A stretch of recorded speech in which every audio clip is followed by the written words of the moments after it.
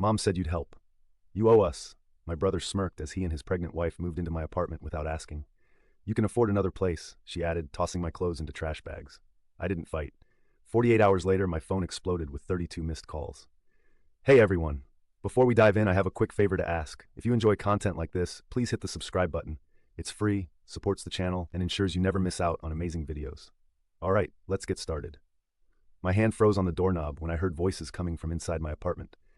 After a 2-day work trip, all I wanted was to crash on my couch and order takeout. Instead, I found my younger brother Joseph and his pregnant wife Angela standing in my living room, surrounded by moving boxes. Finally, Angela rolled her eyes, tossing my favorite hoodie into a trash bag. We've been here since morning. Your mom said you wouldn't mind. I stood there, watching them tear apart my life. My Xbox controllers were already stuffed in a box marked donations.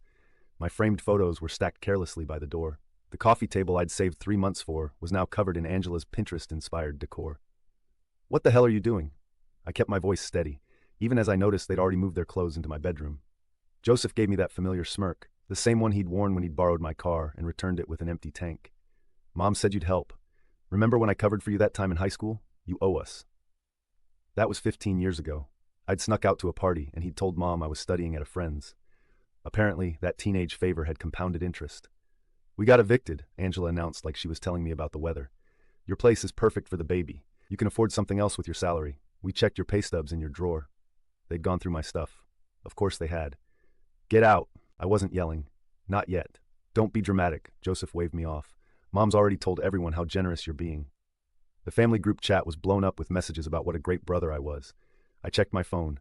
17 WhatsApp messages from Mom, all about how proud she was of me for stepping up. 3 voice messages from our aunt, praising my sacrifice. A text from our cousin asking if she could store some furniture in my new place since I was upgrading to something bigger. The nursery will go here, Angela was saying, gesturing to my home office setup. We'll need you to move all this CompuServe stuff by tomorrow. My mom's bringing the crib this weekend.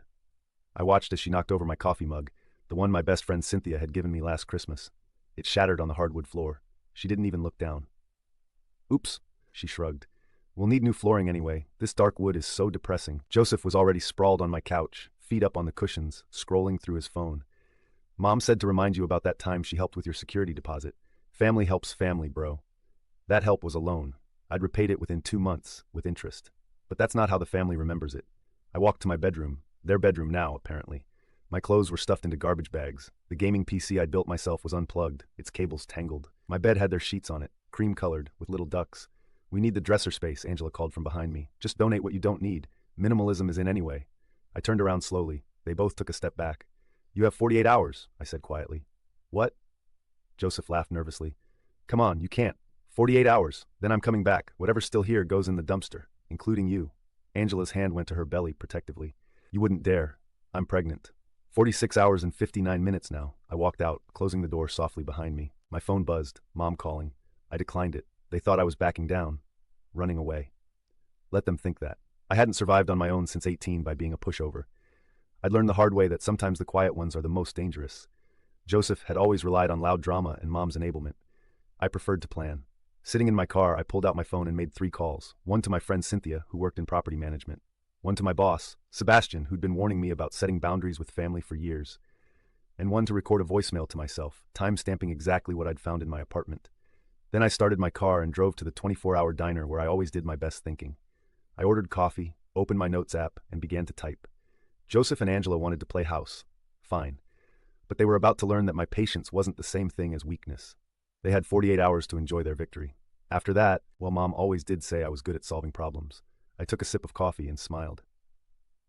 Update 1. I wanted to wait longer before updating, but things escalated faster than expected. After my last post blew up, many of you called me spineless for walking away when Joseph and Angela invaded my apartment. Trust me, I'm not the pushover they think I am. Remember how I mentioned leaving without fighting back? Well, what they didn't know was that I started recording everything on my phone the moment I walked in and saw their stuff in my living room. Years of dealing with Joseph taught me to always keep receipts. The morning after I left, Angela started posting Instagram stories about their upgrade to a better place and how family always comes through. Meanwhile, I was in my car, parked across the street, watching them haul more of their crap in while throwing out mine. The dumpster behind our building now held 3 trash bags of my clothes, my PlayStation, and the signed baseball my dad left me before he passed. Each item they tossed was another nail in their coffin.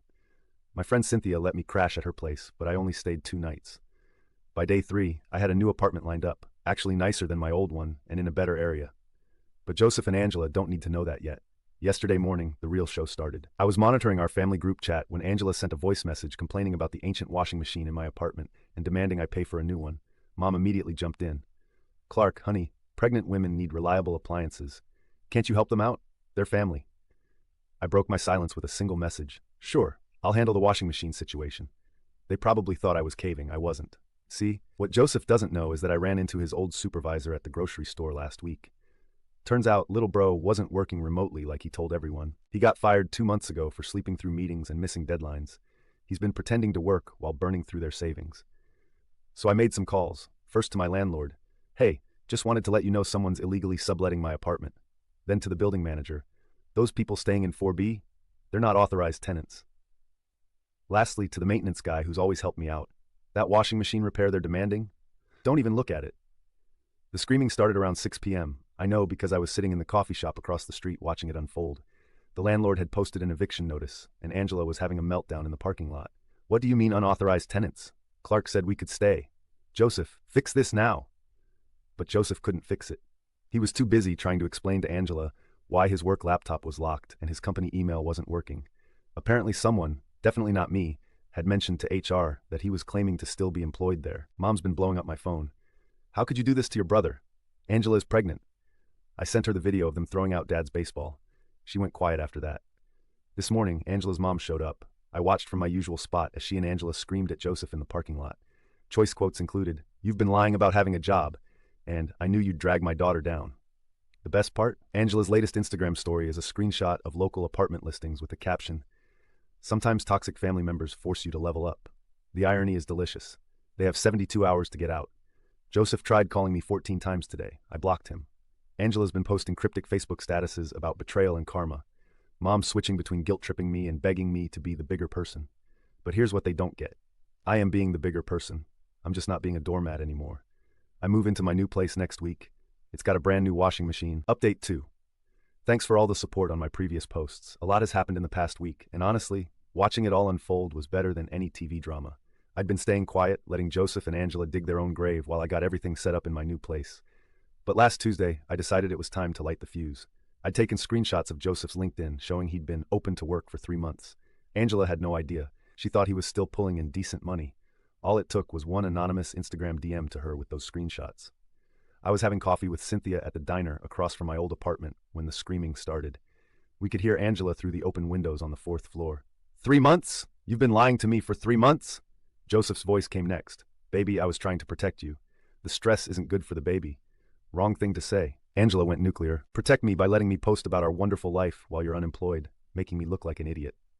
I sipped my coffee and watched as random items started flying out the window. First it was Joseph's gaming headset, then his favorite Hawks jersey. The old lady walking her poodle had to dodge his laptop bag. Cynthia just stared, mouth open. "Holy Clark, did you know this would happen?" I shrugged. Angela's big on social media. Being embarrassed publicly was always going to set her off. The next day my landlord, Mike, got an anonymous email, okay, it was from me, with video clips of the damage they'd done to the apartment. Holes in walls, broken fixtures, the works. He showed up for a surprise inspection while I was coincidentally walking by. The look on Joseph's face when Mike walked in and saw Angela's Pinterest-inspired accent wall. Yeah, apparently painting the living room dark blue without permission wasn't in the lease. But the real show started when Mom showed up. Someone, definitely not me, had sent her the Ring camera footage of them throwing my stuff in trash bags that first day. She burst in right as Mike was writing up the eviction notice. "Joseph Daniel, what is wrong with you?" Mom's voice carried through the whole building. "I told you to ask Clark for help, not take over his home. But Mom, you said talk to your brother, not destroy his apartment." She turned to Angela. "And you, I welcomed you into our family, and this is how you treat my son." Angela, who'd been crying on the couch, suddenly stood up. "Your son? What about my baby? Clark has a spare room and money. He's being selfish." Mom went quiet, that dangerous kind of quiet. Selfish? Clark'd been supporting Joseph since high school, paying for his failed business ideas, covering his rent when he couldn't. No more. That's when Angela dropped the bomb. "Well, I already called my parents. They're driving up from Florida. We're going to stay with them until the baby comes." She glared at Joseph. "At least they have actual jobs." Joseph lost it. "You called them without telling me? After all the crap your dad said about me?" Maybe he was right. Maybe you are just another lazy dreamer who can't hold down a job.